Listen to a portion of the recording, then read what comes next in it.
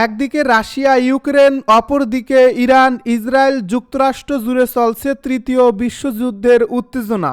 আর এরই মধ্যে আমাদের হাতে এসেছে গুরুত্বপূর্ণ আপডেট, আন্তর্জাতিক সংবাদ। শুরুতেই থাকছে ইরান ও ইসরায়েলের মধ্যে গোপন সংঘর্ষ, মধ্যপ্রাচ্যে নতুন যুদ্ধের শঙ্কা।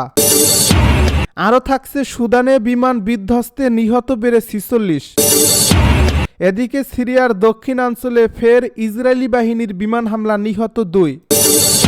জানিয়ে দিব গাজায় যুদ্ধবিরতির দ্বিতীয় পর্যায়ে যে 4টি কঠিন শর্ত দিল ইসরায়েল।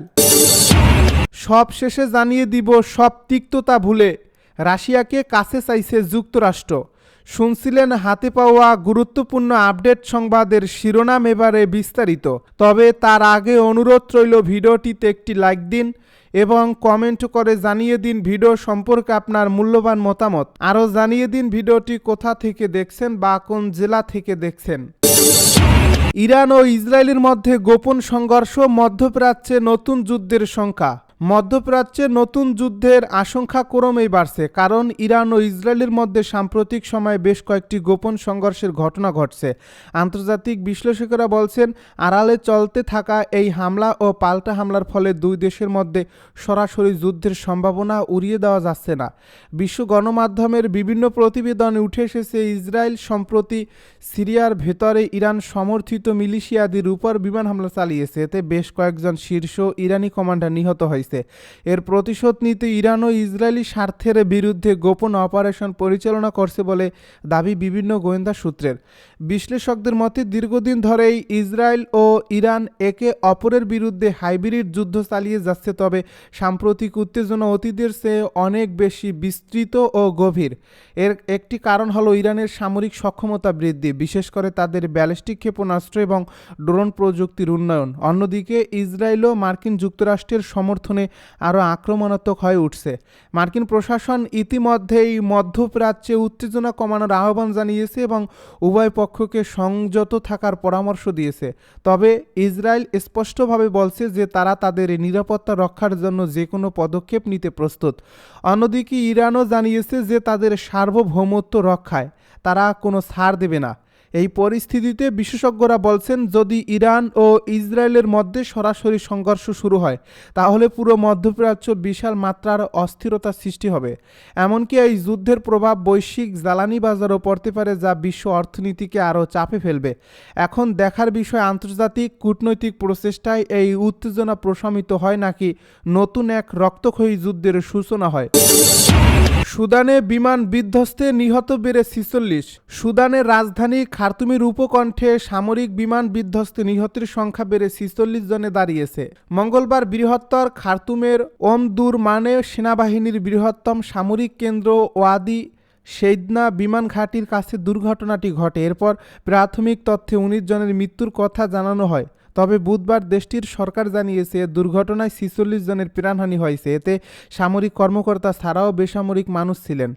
46 জনের মৃত্যুর তথ্য জানিয়ে দেশটির সেনাবাহিনী নিয়ন্ত্রিত স্বাস্থ্য মন্ত্রণালয় বলছে, চূড়ান্ত গণনা শেষে নিহতের সংখ্যা 46 জনে পৌঁছেছে। এছাড়া আহত হয়েছেন আরও 10 জন।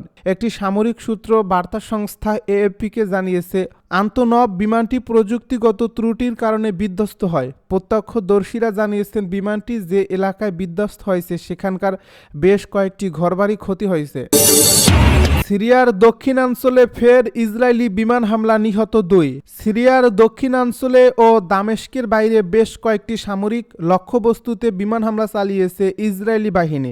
এসব হামলায় অন্তত 2 জন নিহত হয়েছেন। বুধবার এই তথ্য জানিয়েছে বার্তা সংস্থা এএফপি, গার্ডিয়ান ও আল জাজিরা। নিহতরা সামরিক না বেসামরিক ব্যক্তি সে সম্পর্কে কিছুই জানা যায়নি। ইসরায়েলি কর্মকর্তারা সিরিয়ার সেনাবাহিনীকে হুঁশিয়ারি দিয়ে বলেছেন, তারা যেন রাজধানী থেকে বের হয়ে দক্ষিণ দিকে না যায়। মঙ্গলবার বিকালে দামেস্কের দক্ষিণে কিশ ওয়াহ শহরে ও দক্ষিণের ডেরা প্রদেশে হামলা চালিয়েছে বলে স্থানীয় গণমাধ্যম জানায়। ইসরায়েলের প্রতিরক্ষামন্ত্রী ইসরায়েল কাটস সিরিয়ার দক্ষিণাঞ্চলের হামলার বিষয়টি নিশ্চিত করেন এবং হুঁশিয়ারি দিয়ে বলেন, ইসরায়েল সিরিয়ার দক্ষিণাঞ্চলকে লেবাননের দক্ষিণাঞ্চলের মতো হতে দেবে না। ইসরায়েল কাটস আরও জানান, সিরিয়ার সরকারি বাহিনী ও দেশটিরই কোনো জঙ্গি সংগঠন দক্ষিণাঞ্চলের নিরাপত্তা জোনে নিজেদের প্রতিষ্ঠা করার উদ্যোগ নিলে আমরা আগ্নেয়াস্ত্র দিয়ে মোকাবিলা করব। এর আগে রোববার ইসরায়েলি প্রধানমন্ত্রী বেনিয়ামিন নেতানিয়াহু সিরিয়ার দক্ষিণাঞ্চলের সম্পূর্ণ নিরস্ত্রীকরণের দাবি জানান। সিরিয়ার বিদ্রোহী গোষ্ঠী হায়াত তাহরির আল শামের নেতৃত্বে বাশার আল আসাদের সরকারের পতনের পর অল্প সময় ইসরায়েল সিরিয়ার জাতিসংঘ নির্ধারিত বাফার জোনে অনুপ্রবেশ করে ইসরায়েলি বাহিনী। এরপর থেকে সিরিয়ার নতুন সরকার ও জাতিসংঘের প্রতিবাদ সত্ত্বেও ফিরে যায়নি ইসরায়েল। সেখানেই খুঁটি গেড়ে বসে আছে ইসরায়েলি প্রতিরক্ষা বাহিনী ও সেনারা। আসাদের পতনের পর বেশ কয়েক সপ্তাহ সিরিয়ার অস্ত্র সংরক্ষণাগার, নৌঘাঁটি ও সামরিক অবকাঠামোয় বিমান হামলা চালায় ইসরায়েল। নেতানিয়াহু দাবি করেন আসাদ সরকারের ফেলে যাওয়া অস্ত্র যাতে বিদ্রোহীদের হাতে না পড়ে সেজন্য এসব উদ্যোগ। গাজায় যুদ্ধবিরতির দ্বিতীয় পর্যায়ে যে 4 কঠিন শর্ত দিল ইসরায়েল।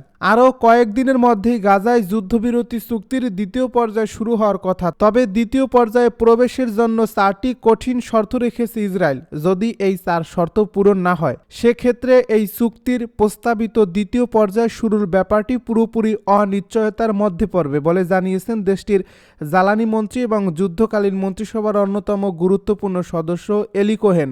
মঙ্গলবার ইসরায়েলি টিভি চ্যানেল কানকে দেওয়া এক সাক্ষাৎকারে এ প্রসঙ্গে কোহেন বলেন, যুদ্ধবিরতির দ্বিতীয় পর্যায়ে যাওয়ার ক্ষেত্রে আমাদের 4টি শর্ত রয়েছে। 1, 7 অক্টোবর এবং তার আগে যেসব ইসরায়েলকে গাজায় বন্দী করা হয়েছিল তাদের সবাইকে মুক্তি দিতে হবে। 2, গাজা উপত্যকা নিয়ন্ত্রণকারী গোষ্ঠী হামাসকে পুরোপুরি গাজা থেকে বিলীন করতে হবে। 3, গাজা উপত্যকাকে অবশ্যই সম্পূর্ণ অস্ত্রমুক্ত করতে হবে এবং পুরো গাজা এলাকায় ইসরায়েলের নিরাপত্তা সংক্রান্ত নিয়ন্ত্রণ থাকবে। 2023 সালের 7 অক্টোবর দক্ষিণ ইসরায়েলে হামলা চালায় ফিলিস্তিনি প্রতিরোধ আন্দোলন হামাস। এতে অন্তত 1200 জন নিহত হন আর 251 জনকে জিম্মি করে নিয়ে যায় হামাস যোদ্ধারা। হামাসের এই হামলার জবাবে গাজায় অভিযান শুরু করে ইসরায়েল। দীর্ঘ 15 মাস ধরে চলা এই অভিযানে 48,000-এরও বেশি ফিলিস্তিনি নিহত হন। অবশেষে সেই যুদ্ধের বিরতি হয় চলতি বছরের 11 জানুয়ারি। গাজায় সংঘাত থামাতে 2024 সালের 23 জুন একটি 3 স্তরের যুদ্ধবিরতি চুক্তি প্রস্তাব করেছিলেন তৎকালীন মার্কিন প্রেসিডেন্ট জো বাইডেন।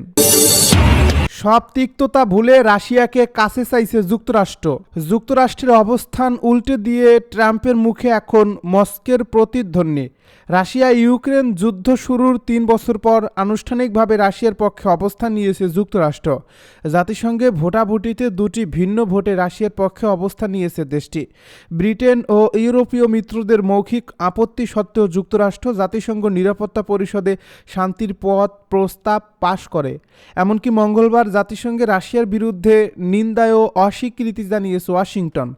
ইউক্রেন ইস্যুতে যুক্তরাষ্ট্রের এই অবস্থানকে আরও ভারসাম্যপূর্ণ বলে মন্তব্য করে স্বাগত জানিয়েছে ক্রেমলিনের মুখপাত্র দিমিত্রি পেসকভ বলেছেন, যুক্তরাষ্ট্রের অবস্থান সমস্যা সমাধানে সত্যিকারের ইচ্ছারই প্রকাশ। মার্কিন পররাষ্ট্র মন্ত্রণালয় থেকে প্রকাশিত এক বিবৃতিতে রাশিয়া ইউক্রেন সংঘাতে প্রাণহানির জন্য শোক প্রকাশ করে যুক্তরাষ্ট্র। এ বিবৃতিতে দ্রুত সংঘাতের অবসান ঘটিয়ে ইউক্রেন ও রাশিয়ার মধ্যে দীর্ঘস্থায়ী শান্তি প্রতিষ্ঠার আহ্বান জানানো হয়। এতে আরও বলা হয়েছে, জাতিসংঘের মূল উদ্দেশ্য আন্তর্জাতিক শান্তি ও নিরাপত্তা বজায় রাখা এবং শান্তিপূর্ণভাবে বিরোধ সমাধান করা। যুক্তরাষ্ট্রের এমন আপোষপূর্ণ আচরণ মস্কোর কাছে হয়তো অপ্রত্যাশিত ছিল, তবে ডোনাল্ড ট্রাম্প প্রেসিডেন্টের দায়িত্ব গ্রহণের পর কোনো কিছুই আর অসম্ভব নয়। রাশিয়া ইউক্রেন সংঘাতের শুরু থেকেই যেখানে পশ্চিমা সমর্থন পেয়ে এসেছে ইউক্রেন, তাতে রাশিয়াকে কম ভুগতে হয়নি। এমনকি এই যুদ্ধ এতদিন টিকে আছে সেটাও কিয়েভে মার্কিন অস্ত্র সরবরাহের কারণে। তাই এখন ডোনাল্ড ট্রাম্প যখন যুদ্ধ বন্ধের কথা বলছেন এবং সব দোষ জেলেনস্কির ঘাড়ে চাপাচ্ছেন, তখন পুতিনের খুশি হওয়ারই কথা। যুক্তরাষ্ট্রের এই অবস্থান পরিবর্তনে তাই প্রশংসা করতে ভুলছেন না রাশিয়া। বিশ্বের সুপার পাওয়ার 2 দেশ হয়তো ভাবছে সব তিক্ততা পেছনে ফেলে এবার সামনে এগোনো যায়।